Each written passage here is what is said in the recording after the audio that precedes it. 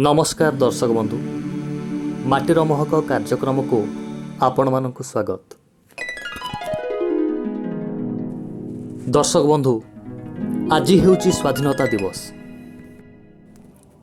अवसर प्राप्त कर्मचारी संघ ब्रह्मवरदा तरफरु पालन करा जाइछि देशर पवित्र 76तम स्वाधीनता दिवस।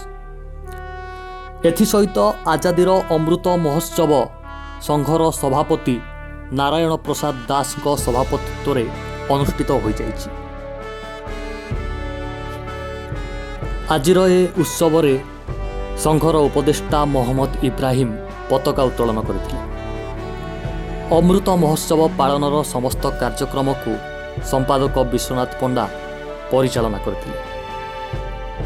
एथिरे संघर समस्त कर्मकर्ता समेत अवसर प्राप्त डीएसपी अख्तर हुसैन खान, समाजसेवी निमाई चरण दास, सह संपादक विष्णुचरण साहू, यूनुस खान, तजमुल हुसैन, चैतन्य नायक, नित्यानंद बेहेरा, शेख तसदुक, आनंद नायक, ऋषिकेश पाणिग्राही, मधुसूदन जेना, नृसिंह बारिक प्रमुख अंशग्रहण करथिले।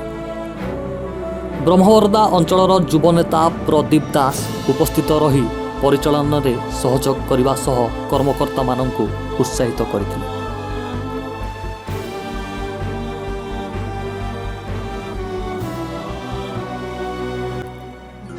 शेषरे शଯ୍ୟାଶାयୀ होइथिबा संघर स्थायी सभापति हरिबंधु गिरी को तांको बासभवन रे साक्षात करी संघर कर्मकर्ता माने स्वाधीनता दिवस रो अभिनंदन जणाइबा सह आशीर्वाद ग्रहण करथिले।